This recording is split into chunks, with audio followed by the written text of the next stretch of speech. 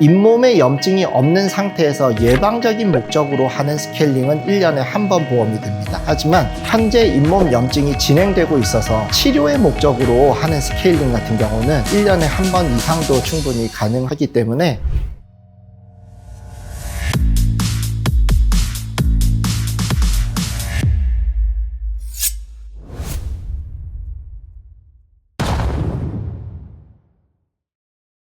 안녕하십니까. 치과의 성지연 채널의 성지연 원장입니다. 지난번에 저희가 그 잇몸 치료 관련한 컨텐츠를 하나 발행했을 걸로 생각을 하는데요. 잇몸 치료도 잇몸 치료지만 주기적으로 필요한 치료 중 하나인 이제 스케일링 관련해 가지고도 조금은 우리 환자분들께서 잘못 알고 계시는 부분이나 오해하고 있는 부분들, 이런 부분들에 대해서 설명을 드려보려고 이 자리에 섰습니다. 치과 가시면은 루틴하게 말씀을 들으실 거예요. 스케일링 하세요. 스케일링 해야 됩니다. 엄마가 밥 먹어라 하는 얘기처럼 루틴하게 듣는 잔소리 같은데, 이렇게 생각하시면 돼요. 내 친구나 가족이 어디에 코딱지를 붙이고 다닌다 그러면은 그거 뭔가 떼주고 싶은 게 본능이잖아요. 저희도 그래요. 저거 치석 붙이고 다니는 게 저희들 눈에는 잘 보이고 이렇게 뭔가 빨리 제거를 해드려야 될 것 같은 강박 같은 게 있기는 합니다. 어떻게 이제 치석들이 쌓이는지에 대한 과정을 설명드리려고 합니다. 침 안에 있는 칼슘이나 음식물을 먹고 남아있는 찌꺼기, 치태라고 하죠. 얘네들이 이제 결합을 해서 치아 주변에 이제 치석들이 좀 들어섭니다. 이 치석들이 들어서게 되면은 세균이 이제 들러붙어 가지고 잘 번식을 하죠. 그래서 그 세균들이 우리의 잇몸들을 망가뜨리고 하거든요. 점점 연령대가 높아지면 높아질수록 뿌리가 드러나고 잇몸이 내려가는 현상들을 볼 수 있는데, 그거는 치석에 붙어있는 세균들이 우리 잇몸들을 망가뜨려서 잇몸이랑 잇몸뼈가 내려가는 과정이라고 보시면 됩니다. 우리가 이제 흔히 말하는 스케일링이라는 거는 치은 연상 치석 제거술, 잇몸 위에 붙어있는 이제 치석을 제거하는 과정이라고 보시면 되거든요. 그 과정에서 치태도 제거가 되고 색소 침착, 착색도 제거가 되기는 하는데요. 스케일링의 주 목적 자체는 치석을 제거하는 과정이지 착색을 제거하는 게 이제 목표는 아니거든요. 그래서 스케일링을 하신 후에 착색이 완전히 지워지지 않아서 제대로 되지 않았나라고 걱정하시는 분들도 계시기는 하는데, 착색을 제거하는 과정은 스케일링의 주 목적도 아니고 방식도 이제 조금은 다를 수 있다라는 거를 알고는 계셔야 될 것 같습니다.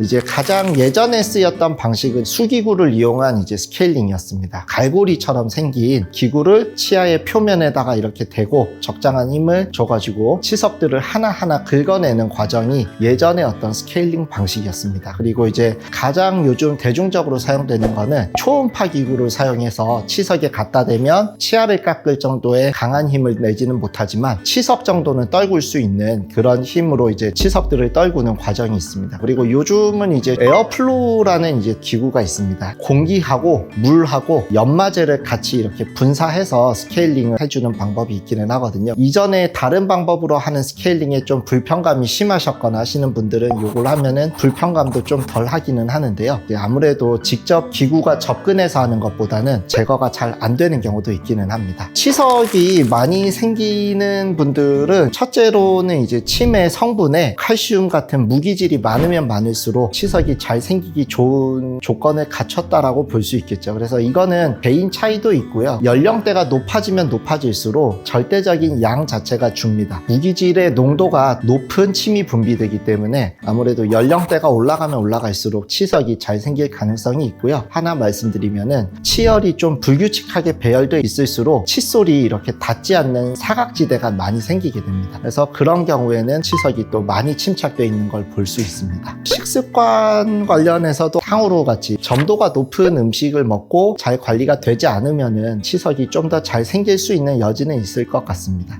첫 번째는 밥 먹고 양치를 바로 하면 플라그가 안 쌓이니까 스케일링 안 해도 되는 거 아닌가요? 라고 이제 이렇게 생각하시는 분들이 계시더라고요. 근데 이 전제가 양치가 정말 완벽해야 되잖아요. 치과 의사인 저도 완벽한 양치를 하고 있다라고 생각하지는 못하거든요. 무슨 의미냐면은 치아가 이렇게 나 있는 전체 면적 대비해서 우리 칫솔이 닿는 면적은 100%가 되지는 못합니다. 결국 그 공간에는 계속해서 치태든 치석이 쌓이기 때문에 요거는 이제 틀린 말이 아닐까라고 저는 생각합니다. 치위생사가 스케일링을 하는 것이 불법이냐라고 물어보시는 분들도 계시는데, 치위생사가 전공학과 나오고 국가고시도 다 통과해서 법적으로 스케일링은 치위생사의 업무 범위이기 때문에 치과의사가 안 한다고 해서 이게 문제가 되거나 그러지는 않습니다. 있습니다. 저보다 숙련된 치과 위생사는 저보다 또 잘할 수도 있다라고 생각해요. 결국에는 뭐 고기도 먹어본 놈이 먹을 줄 안다고, 많이 하는 사람이 그만큼 숙련도가 높아지거든요. 그리고 스케일링 후에 이제 치아가 흔들린다라고 말씀을 하시는 분들이 계시는데, 스케일링을 했다고 치아가 흔들릴 가능성은 거의 없다라고 보는데, 이미 치석들이 잇몸을 너무 많이 망가뜨려 놨기 때문에 치아가 흔들리는 거고, 그게 치석에 의해서 숨겨져 있었던 상황이었다라고 생각을 하시는 게 맞지 않을까 싶습니다.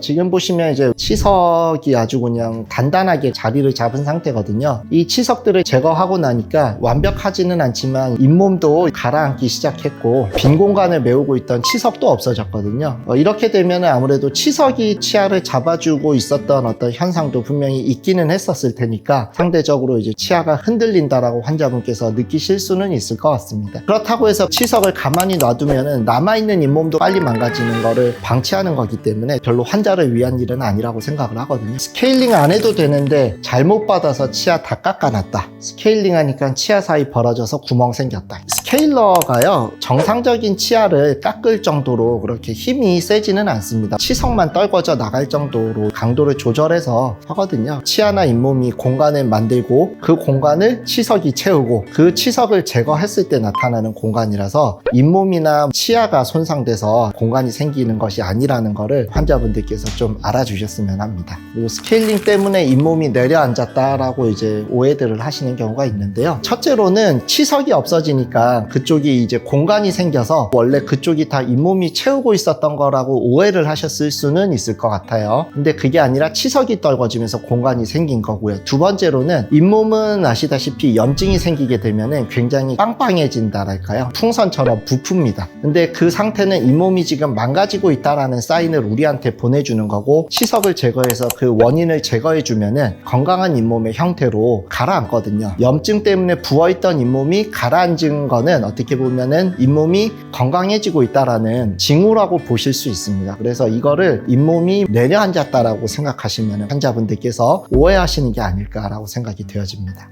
스케일링을 하고 나면 이가 시려요 라고 되어 있는데, 이가 시리다라고 하시는 거는 부어있던 잇몸이 가라앉기도 하고 치석이 이제 치아를 감싸고 있던 게 벗겨지면서 치아 입장에서는 외투를 벗은 그런 효과가 날 수는 있습니다. 그거는 이제 조금 시간이 지나면 시린 게 괜찮아지기는 하거든요. 그게 좀 더 지속이 된다라고 하면은 거기에 맞춰서 치료를 받으시면 대부분은 개선이 되니까 너무 걱정하시지 않으셔도 되고요. 스케일링을 너무 자주 받으면은 안 좋다라고 이제 생각하시는 분들도 있기는 하더라고요. 자주 받아서 문제가 될 건 없고요. 하지만 이제 치석이 생기지도 않았는데 뭐 할 필요는 또 없다고 생각합니다. 그래서 주기적으로 오셔야 되는 거는 100일에 한 번 정도를 말씀드리고 있어요. 오해하시는 게 1년에 한 번 의료보험 적용이 된다라고들 생각하시거든요. 잇몸에 염증이 없는 상태에서 예방적인 목적으로 하는 스케일링은 1년에 한 번 보험이 됩니다. 하지만 현재 잇몸 염증이 진행되고 있어서 치료의 목적으로 하는 스케일링 같은 경우는 1년에 한 번 이상도 충분히 가능하기 때문에 굳이 뭐 1년에 한 번만 보험이 된다라고 생각하실 필요는 없을 것 같고요. 나라에서 뭔가 보장을 해줄 때는요, 이만큼이면 충분하다라고 해서 이렇게 보장해 주는 게 아니라 이거는 정말 최소한의 어떤 요건이다라고 생각을 해서 요만큼을 보장해 준다라고 생각하시면 됩니다. 그래서 1년에 한 번보다는 자주 오셨으면 하는 게 저희 치과 다니는 환자분들께 권장드리는 사항이고요. 비용 때문에 걱정하셔서 못 오시지는 않으셨으면 좋겠어요. 잇몸 질환하고 당뇨는 서로를 더 진행을 빠르게 하는 그런 효과가 있다라고 합니다. 당 조절을 하고 계시는 분들 같은 경우는 더 잇몸 관리를 해주시는 게 좋고요. 그리고 이제 교정 유지 장치를 붙이고 계시는 분들은 유지 장치가 지나가는 철사 밑으로 치석이 잘 생기거든요. 그래서 그런 분들도 주기적으로 관리 잘 받으셨으면 좋겠고, 치열이 안 좋아서 사각지대가 많이 존재해서 치석이 또 잘 생기는 분들, 그리고 이미 치주염이 많이 진행이 돼서 조금만 더 나빠지면 이제 정말 발치나 이제 뭐 다른 치료로 가야 될 것 같은 환자분들, 이런 분들한테는 주기적으로 잘 오셨으면 좋겠습니다라고 말씀을 드리는 편입니다. 오늘은 스케일링을 받으시면서 이런 뭔가 오해를 하고 계시는 분들도 분명 있을 것 같아서 이런 영상을 찍어봤고요. 또 하나 이 영상에서 의의를 찾자고 하면은 앞서 말씀드렸던 이런 오해 때문에 더 이상 스케일링을 받지 않겠다라고 하시는 분들도 상당히 있습니다. 있습니다. 근데 그거는 어떻게 보면은 결국에는 환자분들한테 더 큰 손해로 돌아갈 수 있기 때문에 주변에 그런 분들이 계신다라고 하면은 이 영상을 공유해 주시면 도움이 되지 않을까라고 생각을 합니다. 오늘 영상은 여기까지 하도록 하겠습니다. 시청해 주셔서 감사합니다.